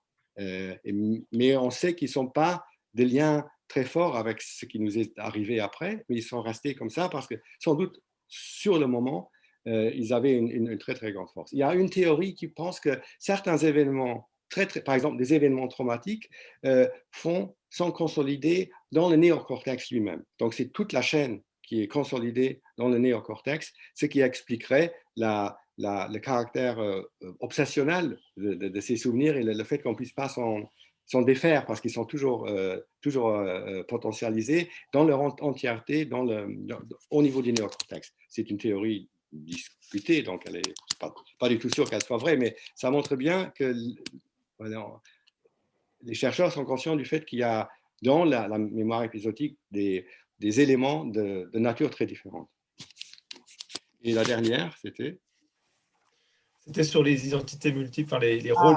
Oui. Non, mais je disais ça par rapport à Galen Strawson, qui a une conception très forte des identités multiples, qui est que je ne suis plus le même que j'étais quand j'étais enfant. C'est vraiment une discontinuité radicale entre différents moi pour lui, qui est plus forte que celle de Hume aussi. Hein. Mais c'est dû au fait qu'il veut en fait dire il n'y a pas de moi. C'est ça son vrai but, c'est un terme vide, et ce qui s'approche le plus de ça, c'est d'avoir des moi qui sont totalement discontinus, etc. Mais tu as raison, nous avons plusieurs moi sociaux en parallèle, et en général, nous avons un certain nombre d'engagements qui valent pour l'ensemble de ces moi sociaux. Mais je veux dire, pour une théorie comme celle de Galen Strawson, ça peut poser un problème, des choses comme la promesse. Voilà. Merci. Merci à toi. Je pense que c'est Serge maintenant. Il faut activer le micro. Oui. Merci beaucoup pour cet exposé. Il était vraiment stimulant. Je ne peux que reprendre le mot de John. Ma question est la suivante. En parlant de la mémoire épisodique, je crois que vous n'avez jamais employé le mot scène. Il me semble que l'objet de cette mémoire pourrait être précisément une sorte de scène, à quelque sens du mot. Et alors, ce que vous nommez la protonarrativité serait peut-être une configuration dramatique qui, précisément pour cette raison, n'est pas tout à fait narrative. Et qu'en conséquence ultérieure, ne pourrait-on pas dire que la distinction entre les mémoires épisodiques et les mémoires autobiographiques ne se réduit pas, bien sûr, mais correspond, peut avoir quelques rapports avec la grande opposition de deux modes de représentation, le mimétique et le diégétique.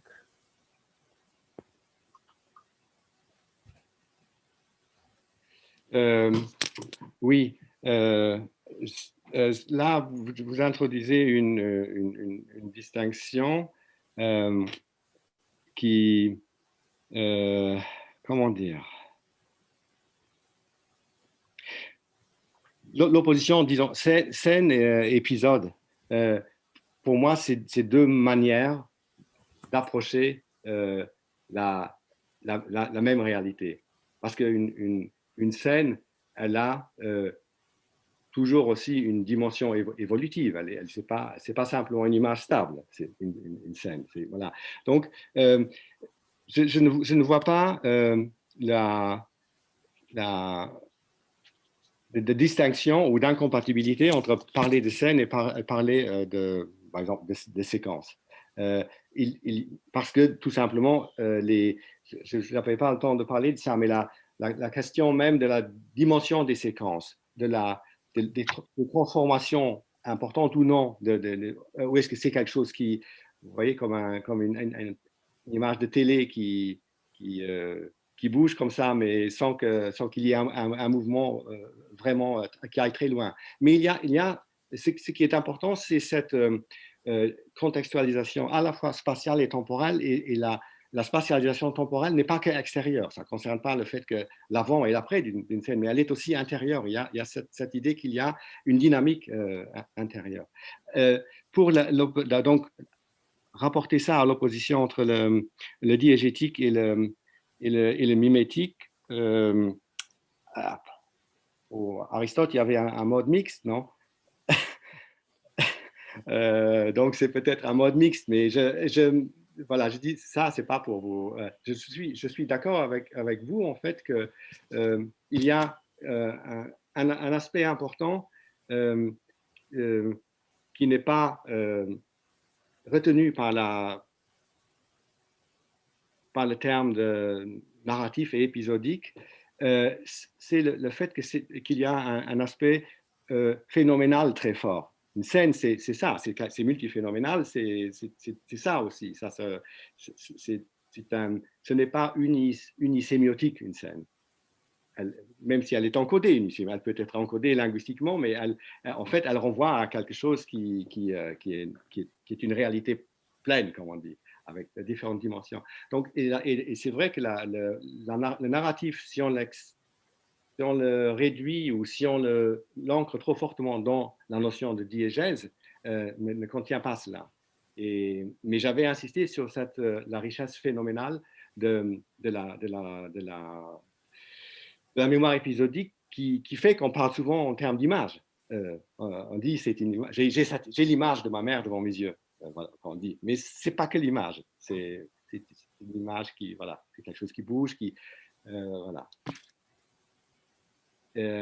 Et c'est surtout un développement, je dirais, c'est comme une expérience presque perceptive, non, réelle, en ce sens que ça se déploie dans le temps. Ça ne disparaît pas tout de suite, ça se déploie. Et ça, c'est déjà cette dimension proto-narrative intrinsèque à cette présentation de l'événement remémoré. Je ne sais pas si j'ai répondu à votre question. Merci. Merci. Philippe? Oui, merci beaucoup. Alors moi, je voudrais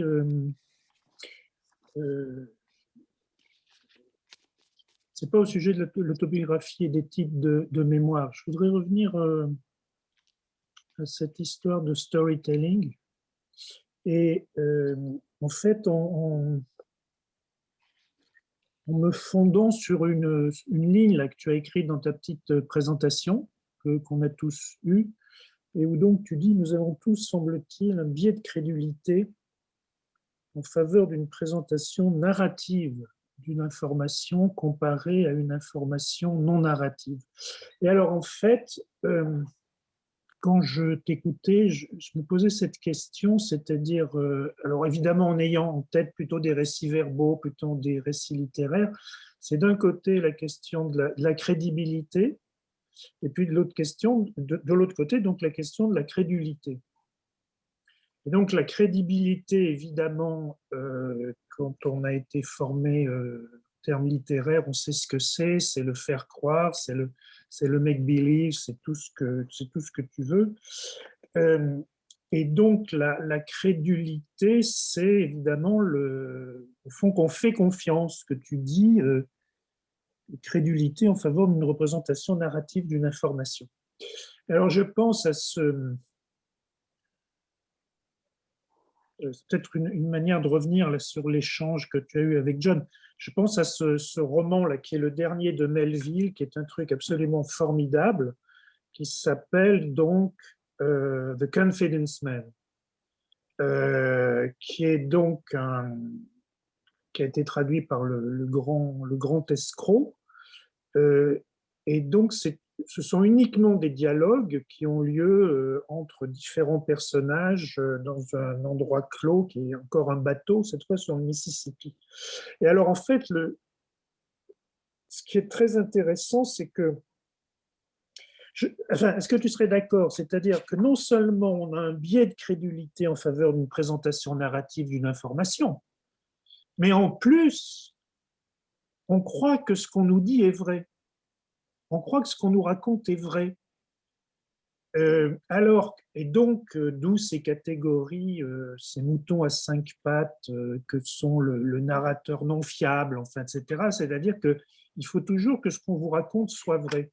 Et ce que montre quand même le roman formidable de Melville, c'est que le récit, ça sert aussi à raconter des choses fausses ou à tromper.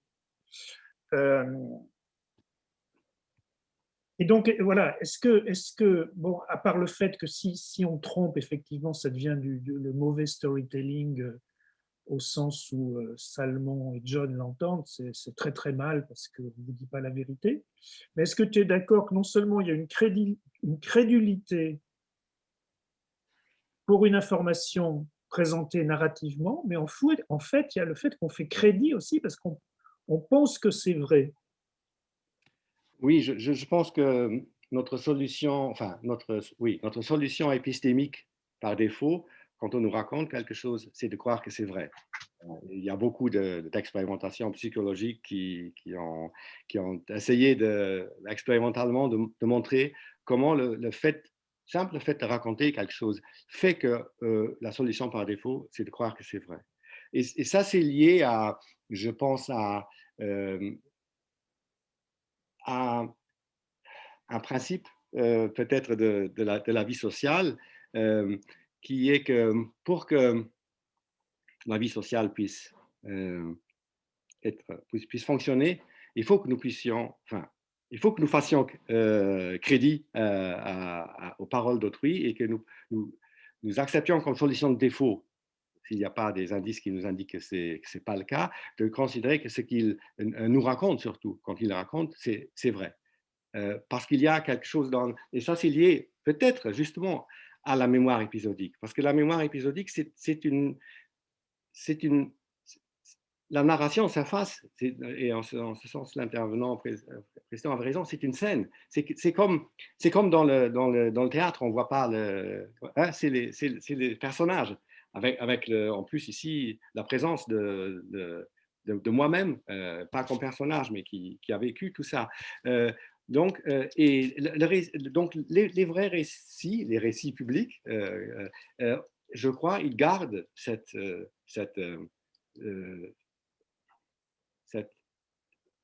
comme un héritage qu'ils ont en fait de la mémoire épisodique, que voilà, c'est la chose même.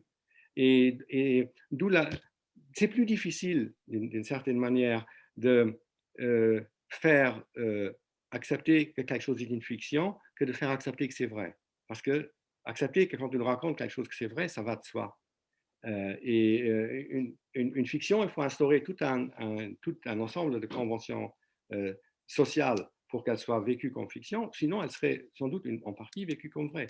Et il suffit qu'on trafique un peu, j'avais toujours autrefois, mais ça fait longtemps, parlé de Hildesheimer, qui avait trafiqué les modes de présentation de la biographie.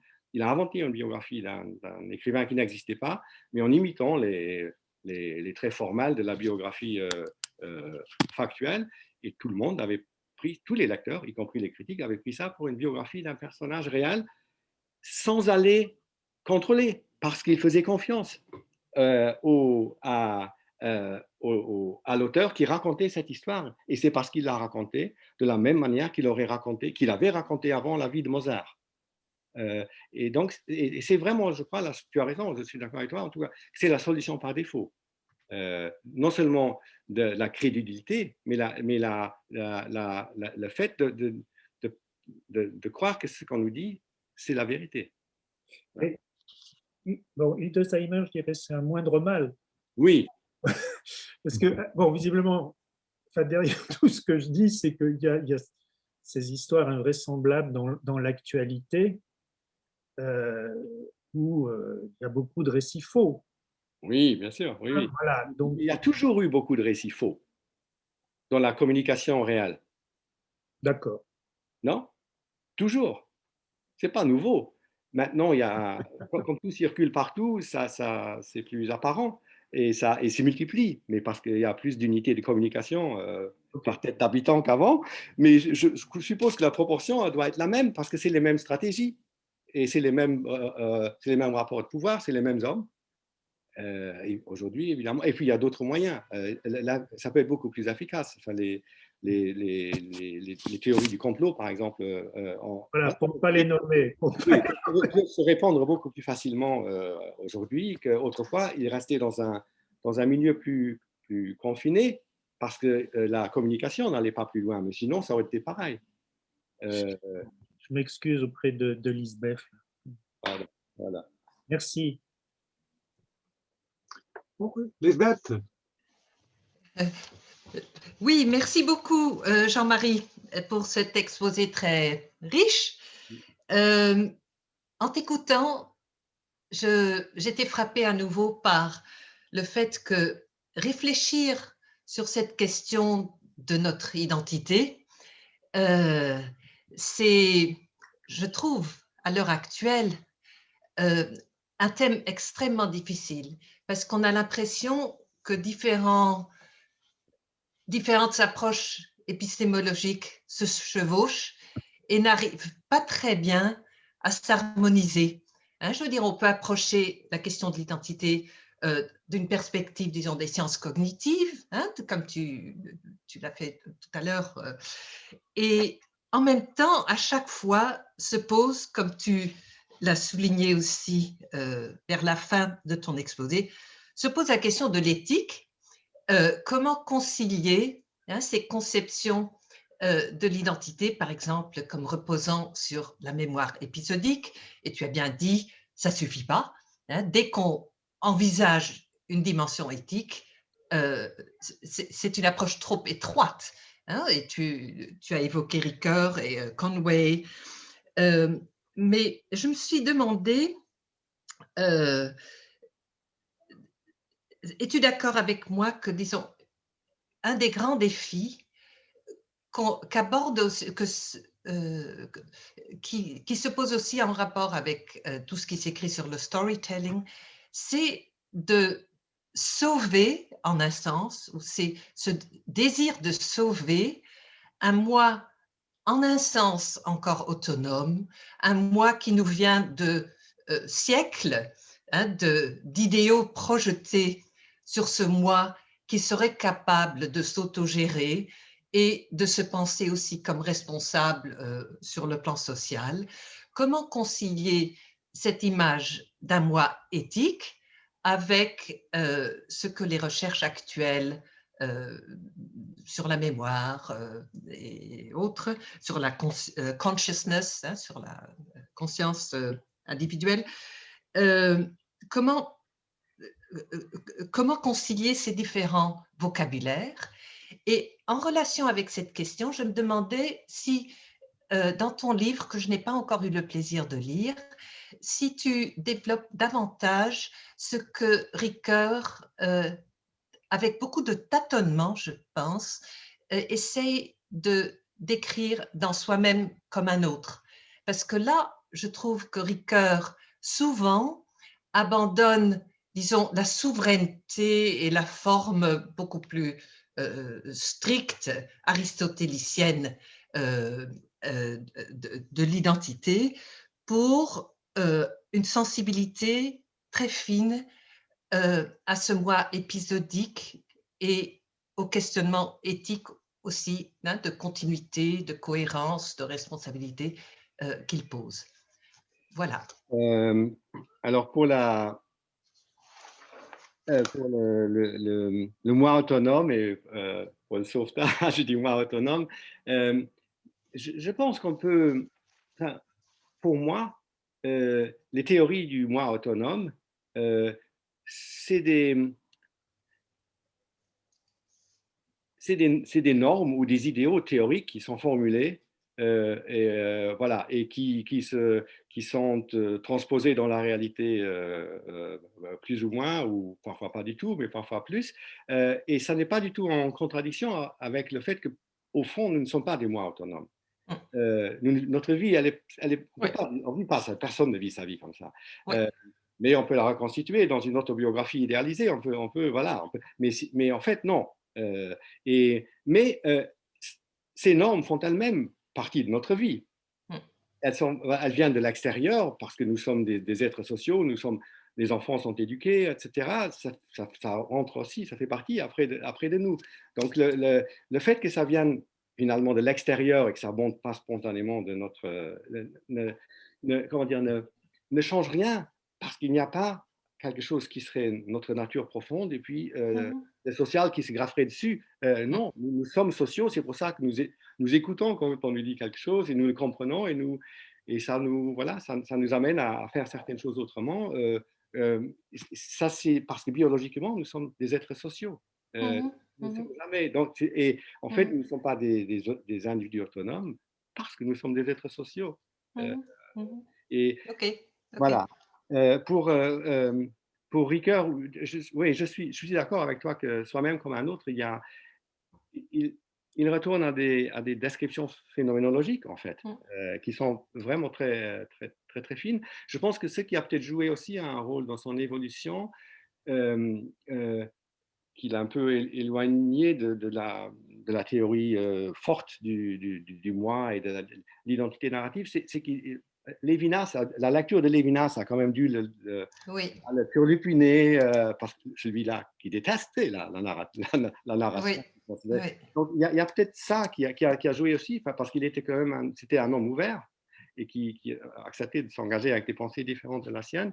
Puis il y a peut-être l'âge, enfin il y a beaucoup de choses qui ont pu jouer, mais c'est vrai que moi c'est un des livres que je préfère parce que mhm, il y retrouve cette sensibilité descriptive, mais au sens noble du terme, et ça ouvre des nuances et des détails qui ne peuvent pas être résorbés dans une mhm. théorie un peu Oui, pas- qui était un peu trop forte et que oui, oui, oui. voilà. D'accord, merci.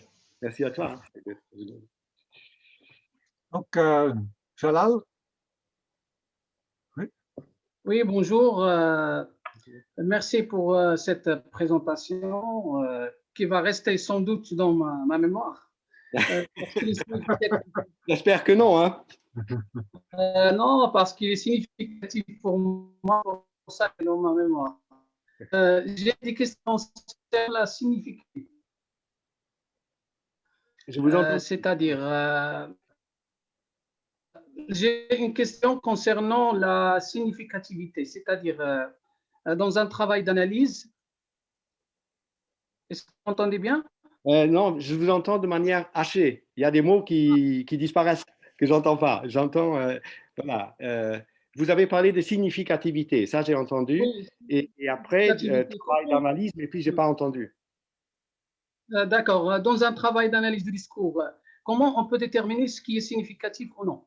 C'est-à-dire, surtout sur quand vous parlez sur la transition narrative épisodique dans un récit vécu d'une personne, par exemple, c'est-à-dire comment on peut voir les représentations liées effectivement à l'expérience vécue, à l'expérience de souvenir. Comment, comme, en les considérant comme réalité significative. Et comment dans une mémoire épisodique que vous avez dit qu'elle est silencieuse, je ne comprends pas le sens de silencieux. Est-ce que, parce qu'on ne peut pas comprendre des souvenirs sans l'utilisation d'un langage, sans utiliser un langage lié à le déroulement des souvenirs dans les trois dimensions de temporalité. Sans utiliser un langage qui explique ce déroulement des faits, des événements. C'est-à-dire, pour conclure, comment on peut s'exprimer des souvenirs d'une mémoire comme s'il est déjà silencieux. Ça, c'est la question que je dois poser. Mais je pourrais vous répondre, c'est parce qu'il est silencieux qu'on peut l'exprimer ou qu'on veut l'exprimer. Mais il y a beaucoup de souvenirs qu'on ne s'exprime jamais. Vous avez certainement aussi beaucoup de souvenirs qui vous viennent et qui passent, qui partent. Et vous n'essayez pas de les interpréter. Il arrive qu'on essaye de les interpréter. Par exemple, un souvenir qui revient de manière obsessionnelle sans qu'on se dise mais pourquoi ça me revient toujours.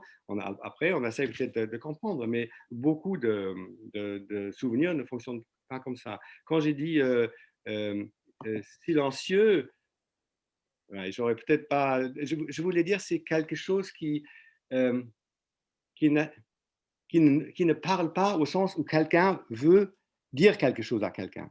C'est ça. Dans ce sens-là, c'est silencieux, c'est-à-dire ça se présente. Comme un paysage se présente à vous quand vous vous promenez, il y a un paysage. Lui, il veut rien vous dire, mais il est là et il se présente. Et le souvenir, il agit comme ça. Il est là et vous êtes enveloppé dedans d'une certaine manière. Après, vous en faites ce que vous pouvez en faire et notamment une sortie très importante, c'est par le langage, bien sûr. La littérature et le récit langagier, c'est beaucoup des récits de remémoration. C'est beaucoup donc c'est voilà. Merci beaucoup. Merci à vous. Je pense qu'il est peut-être temps de libérer Jean-Marie. Ça, c'est Jean. En le remerciant, en te remerciant vraiment pour l'intervention passionnante. Merci Merci. à ceux celles qui sont encore là.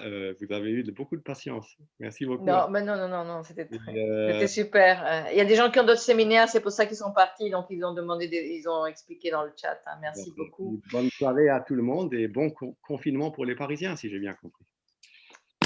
Oui. Merci Jean-Marie. À très bientôt.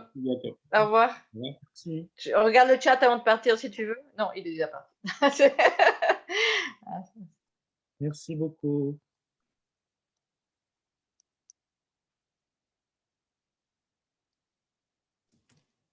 Merci, je vous dis à très bientôt.